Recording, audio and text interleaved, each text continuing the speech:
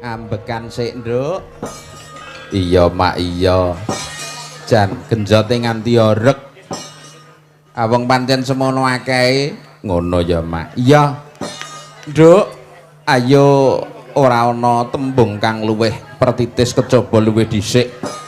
Ngunjukake rasa puja puji dalasan syukur marang ngarsaning Gusti Allah Subhanahu wa taala.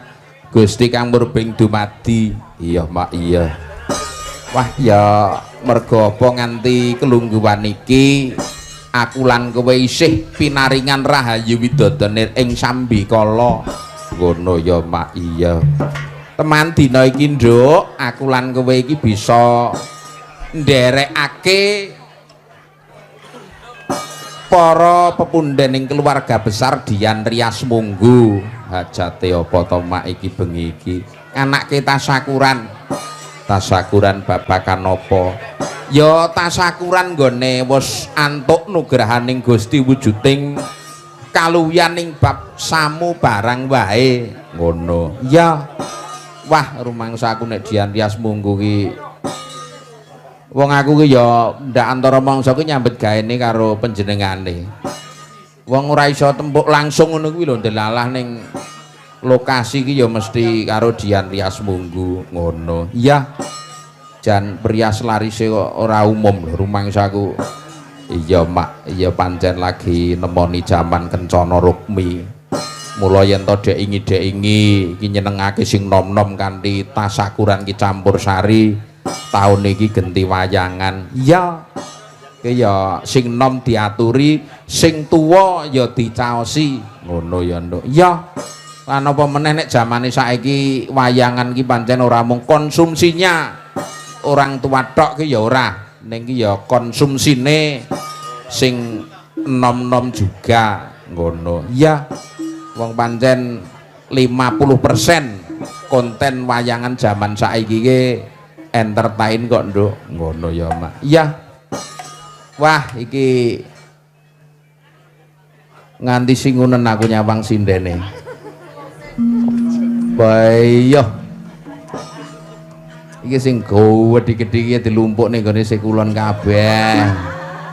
Jan. Nggih, Jan. 0 4 5 6 7 8 9 10 11. Iki kek nggono sing bayare aku kabeh no piye iki engko. Itu. Jan nggih, menika sing sedasa rombongan Sanggar Badranaya, sing setunggal menika apa jenenge bintang tamu.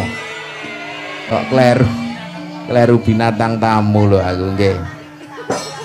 Ditepungke sik sing kuwana dhewe kae bintang tamune wis sudah sangat terkenal. Mbak Lucy Brahman. Ya. Jan aku kelingan Mbak Lucy ki tahun 2008 apa 2009 ki pisanan melu wayangan ya melu awake dhewe lho. Nggih. Kare Mbak Mami niku ning pager ngene Pak Lurah Pager. Jan. Jaman semono ki upamane sinden sik 150 eling aku. Nggih. Sing sak kidule niku sinden babonane Sanggar Badranaya. Sinden gendinge Badranaya Bu Sumarti saka Cerabak ya, Mak. Ya. Tak tepungke sing tengene meneh ki panjenengane Mbak Mami Sleng saka Gandu Kepuh Sukorejo. Iya. Sing tengene Mbak Mami Sleng ki sinden 22 liter ki. Kok 22 liter piye? Wong mambengi kok ya iki Mbak Dewi Lestari saka Sampung. Sing tengene neh iki lek ora nginceng ya aku ya. Iki sinden iki saya ngitan lho, saya maju to aku ya. Mbak Mia iki saka Slaung. Saka Slaung. Iya. Sing tengene iki sapa iki? Marpuah. Ngarkuah. Iki saka Bajang Balong, sing tengene meneh iki langsung pokoke nek nepungke iku nek diulas siji-siji kok malah ra rampung-rampung. Iki Mbak Paini Gajah. Hani kok Paini. Iya. Petrek-petrek kok ngomah kon ngampir ki nggon pecel teko nggon pecel malah micek lho Jan. Turu iki wis Jan. Sing tengene iki Iki made in Munggu iki. Nah, Mbak Vela Rusdiana. Sing tengene Mbak Dwi DJ, tengene meneh Mbak Mike, sing kene dhewe iki Mbak Ratih. Jan kok disembadani ya mak bengi iki. Iya. Oh, Dian Rias Munggu iki nek ra akeh sindene ora marem ngono. Iya. Nek adate awake dhewe iki rak 6 pol-pole 7 lah bengi iki kok 11 lho ngantinan. Iya. Jan iki ya disengguyung kanca-kanca pengrawit Sanggar Badranaya. Sak perangan ya anggotane dhewe saka Munggu. Iya si Munggu telu kok. Kok telu endi? Lah kuwi Pak Mun, Pak Mat karo Pak Wo kuwi. Lah Pak Wo iki jare Pacitan. Suwi-suwi rek ya Munggu barang ngono kok ya. Iya. Iya, liyane iki tersebar dari seluruh penjuru Ponorogo wiwit Babatan, Badekan, Sukorjo, Sawu, Sambit, Selaung, Balong, Genep. Ono. Iya. Wong pancen gone dhewe iki mewadahi. Pokoke kalane dina liyane ra menyang mlumpuke rene kabeh. Wah iya. Jan. Wah, ki engko ya ana bintang tamune ning sih dalam perjalanan. Caosi sing alus-alusan dhisik no. Apa, Mak? Ya jineman sik ta ya. Mambeng iki ra kober ngetokke jineman nganti metune jineman iki wayah gara-gara jineman sitok terus wayangane rampung. Wah. Dian indah. Bu Marti, Bu Marti, Bu. Nggih, monggo Bu. Ular kambang mawon sing ringkes. Nah. Wah, iki ya nganti lali aku. Acara malam ini didukung penuh banyak vendor. Loh. Jan. Syutinge ana loro, sing siji Kusuma Media Tama. Sing nomor loro Juve Multimedia Record. Ngono ya Mak. Iya, disengguyung sound system gelernya Ponorogo iki Delta Audio. Ngono. Iya, Bayu Musik ya partisipasi. Malah Bayu Musik wit maghrib mau kok. Iya. Terus ya iki kanca-kanca Aries Foto, terus apa meneh mau pokoke akeh. Nganti lali aku apa sing diaturke Mas Ayes mau. Iki ya para perias kabeh ya rawuh nganti sing perias wit zaman kuno tekan zaman kini mau teko kabeh. Kok ngono? Iya wong ya ngrias zaman mantenku barange Bu Wiji aku mau ya ketemu kok. Nganti sing perias generasi saiki wah jan ora kena diwilang. Ngono. Iya. Iki rombongan keluarga besar BST. BST ki apa? Bolo Sortarup. Sortarup. Iya, iki ya akeh kok BST iki ya terutama perias-perias ya. Jan. Wah, aku ning ngarep mau lagi teko Medun Jeluk iki kok ngerti karangan bukane kok Dwi DJ ya ngono bae. Iya. Dian, rumangsaku. Ayo. Ran maido ta. Maka Bu. Nah. Jenar guna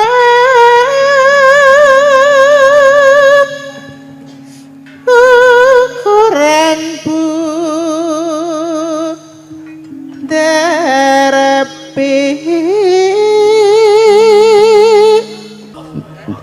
Nanjake senggake Doni ya. Jan. Mambengi kon senggak malah minggat. Jan. Ya enggak Bu?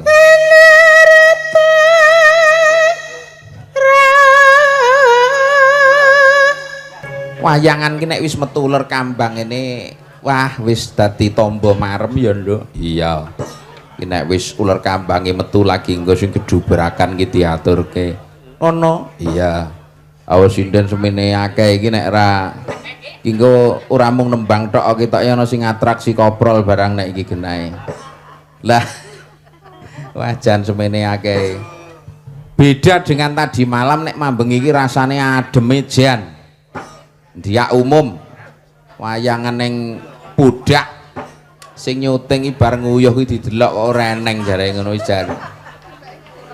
Maksud iki terus nyelindut nyandi ngono lho sing ra eneng iki sing nyuting kok malah dikira sing ra eneng apane. Wah iki rada sumuk bengi iki. Kaya pancen kene iki ora kaya pudak sing gone adem. Wah. Sing nonton kok ya akeh men to.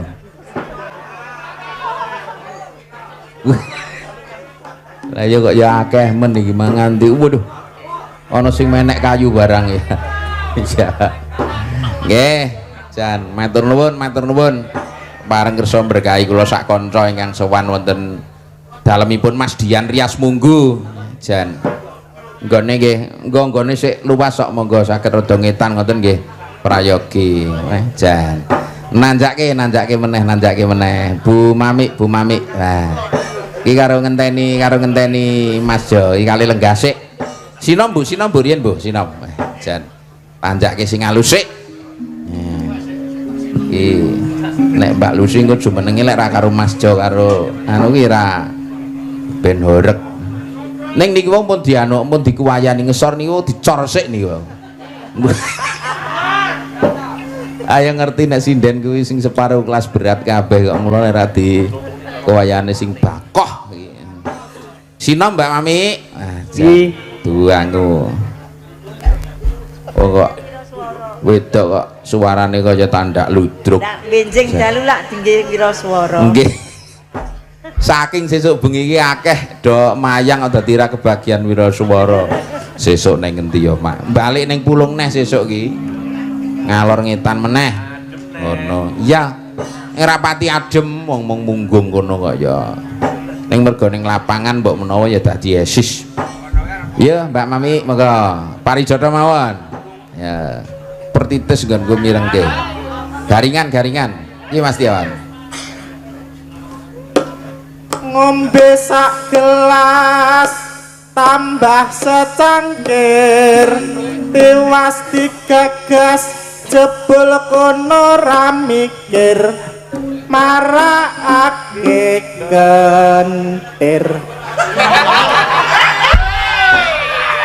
Pertanyaannya, sing marai kentir ki mergo kono ora gagas apa mergo sak gelase? Jan. Perkara ora digagas marai kentir. Nek kancaku mambeng ya perkara sak gelase kentire tekan esuk donan.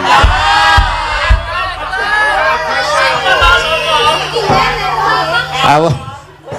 Neng ngebis kok iso mau wejang tekan ngendi-ngendi lho amat ki rumangsaku.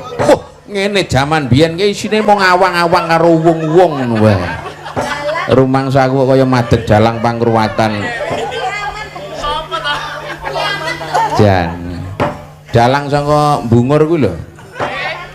Ya amat. Mengga Bu. Sinom ya Mak. Ya. Iki sing rombongan iki dibagi sing nggon alus-alusan ngono. Ya. Ya betake iki di dumdil, didum alias benadil ngono. Iya iki jan wae tenan aku nyawang sing kulon-kulon iso ketok kau wedi-wedi pirang kilo donan iki bobote jan.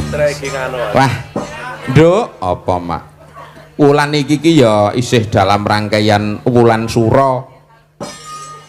Nek cara wong Ponorogo nek wulan sura ki ndak saben do gedhekake rasa prihatin, ya ta? Nindakake laku contone melek lan liya-liyane. Melek iki kena sinambi apa wae sing penting becik, sing penting prayoga. Kaya bengi iki ya Mak. Iya. Ki Mas Dian tasakuran banjur sisan tirakatan melek sewengi utuh. Ki urung kena turu nek urung jam 09.00 esuk Mas Dian. Engko malah jam 2 wis angslup sik ya bahaya. Dirampung kita tekan esuk mergo iki engko esuk ya dibacutke Murwakala Pak Enduri Bapa Sento. Iya. Wah iki ya di samping ini bulan sura iki sedhela meneh Ponorogo iki ya akan merayakan hari jadinya yang keberapa Mbak Lucy? 5.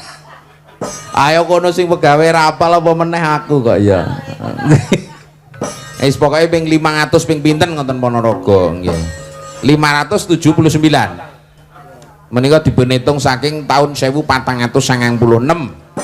Pancen Ponorogo ki sejarahnya masih kontroversi ya Mak. Iya.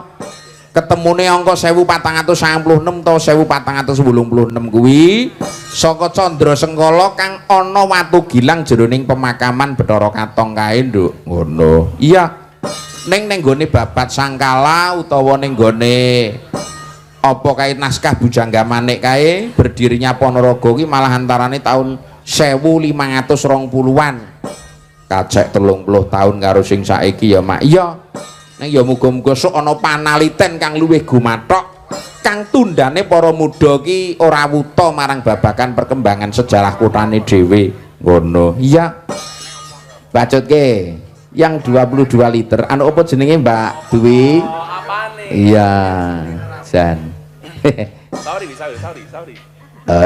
iya mikir sik mati nggih Pak Sugeng Dalu Mbak Dwi nggih niki kula ajeng tanglet sing 22 liter niku napa nggih Pak aku ki mung teruske Pak Jogobaya Pudak Kulon mambengi kae lho iya aku ki mung takon Mbah Jogobaya panjenengan niku di samping aparatur desa rak nggih bakul sapi perah nggih monggo mbayangne sapi perah nih nek Mbak Dwi niku kira-kira produksine pirang liter kula iki rak takon ngaten berarti dipadake sapi perah Pak ya lah nggih no 22 liter segere kuwi lho ya beda kok ya oh sapi perah ki diperah ora nesu nek ngono diperah ya dadi perkara ki kok ya niki brahmane teng mriki kok ya berarti kono apa iki limosin niki jane kula jelasne perkara perperasan nggih jane sinden sekawan niku asline langsing lho nggih ta salah lek ningali mawon niki wau minggah niku kula timbang siji-siji kok pinten kilo Mbak kula 35 nggih terus Mbak Bude 40 yu mamik selawe on terus kae 45 cilik sakjane aku ki ya kur 35 mek bandule sewidak 5 lah nggih kok mboten percaya to sedaya ki kandhane cilik-cilik jendriane kewan sing paling ikhlas niku nggih sapi niku lho nggih Mbak Dwi sapi perah diperes kaya ngapa iso ora protes blas kok ya nggih leres jenengan nggih pengen dados sapi wah bahaya sing kondang niku malah kewan-kewan niku lho Mbak Lucy kowe nggih leres dadi jaman sakniki niku Pak Dalang sinden niku kedahan ten jenenge labele nggih Mbak Mbak Lucy Brahman lah niki upama limosin Dwi limosin Mbak Mami celeng seleng kuwi oh iya lho piye to apa jeneng kok celeng piye to ya kan sing mau temane kewan to ora apa-apa lah iya kaya Mas Deni Pertil Mas Asa kudune ki dalang ki ya nembel ya apa ya Mbak ya napa iki Purba nyambek ayo malah nyeronggol kono kuwi kaya niku biasane kan dikanekan menehi embel-embele kewan oh nyambek wis diwakili yoga-yoga niku kok ya malah bahaya nggih yagane niku para jamaah nyambik iya ayo Mbak Dwi niki ta silanggam nggih canggo silanggam rumiyin bar langgam niki mungkin Mas Jo mungkin minggah ya Mas Setiawan kula ki pirang-pirang dina urung krungu swara panjenengan bawa lho tenan ndang kok tak wahi label tak goleki sik Setiawan iki sing pinggir iki to nggih iki tak celuk kat mangkur dikir nggih niku lho nek mboten enten niku lho ora nek sing donga bahaya kok ya mulane njukne gemburan lah yu mami arep nyuwun kopi Mas perkarane ngantuk niku Mas Setiawan wis pirang-pirang bengi ora sare blas oh nderekaken panjenengan nderek nggih kula nggih Mbah Yatno niku guwentenan terus wis jan dek wau dalu nggih nderekne Pak Yat tapi Pak Yat sambit nggih sesideman Mas Setiawan nah reptanipun Ki Haji Sukron Suwanda Mijil saking Kitha Blitar ya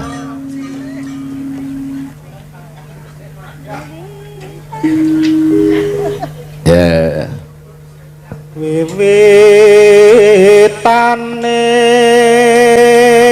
wiwitane anderek sang peke kilo don sing bener ki anderek sang pekek oh anderek sang kepek ki Kon bawa pisan yang diganti lho. ini penting gentosan kali Mas Don oh jenengan iki Mas Wawan Mas Doni mambeng wis bawa kok bawa karo gender ya Priya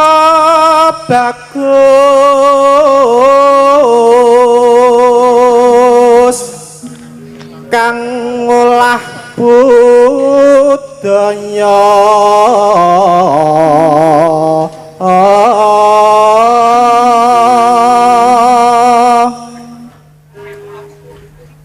sowan menyang kutha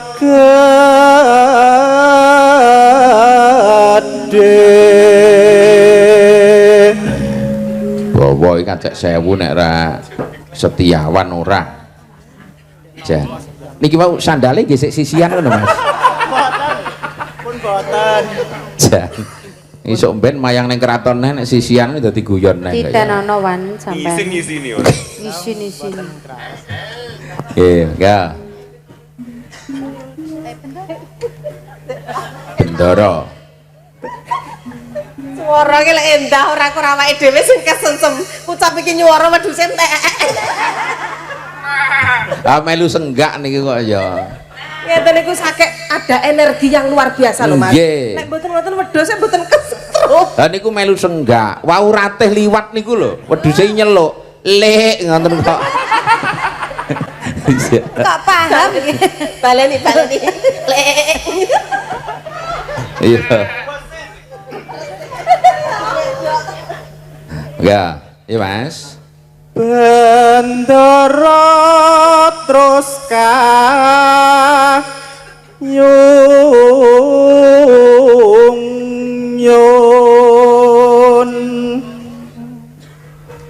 selendang kuning kang saking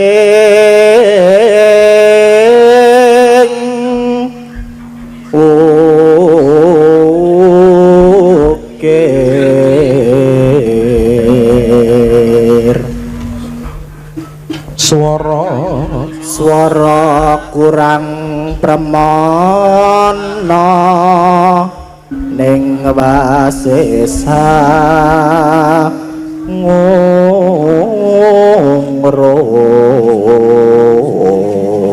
surasane iki najan to suarane iki rapati apik ning pandai merayu ngono lho jan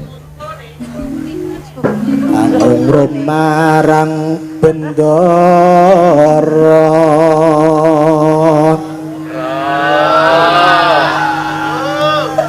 ya sulestya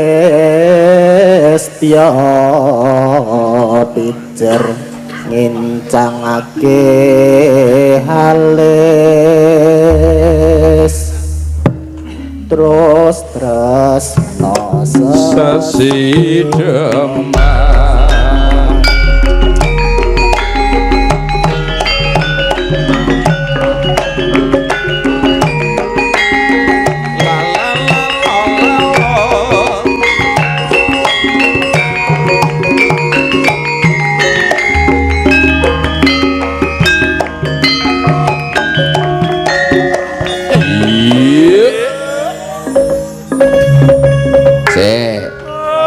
ya karo berdiri no ya karo berdiri Sepate sing apik lho ya. nggih Gah lek kaya mambengi aku. jan larak tenan no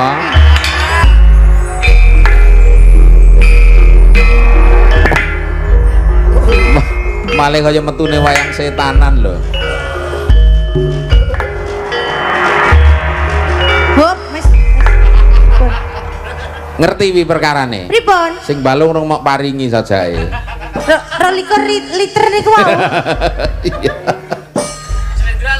Nggih, Rendra karo Hafiz iki lho. Belum cukup umur kok ya. Mbok arek. Nggih. Langsung nggih. Nggih. Matur nuwun Mbak Dwi Lestari. Wah, iki ya akeh banget sing interest lewat WA ki Mas Jarwan ki ngersake Mbak Lucy ninggal katresnan. Terus apa neh ki Mang? Wakeh nganti ora iso ngaturke siji mboko siji.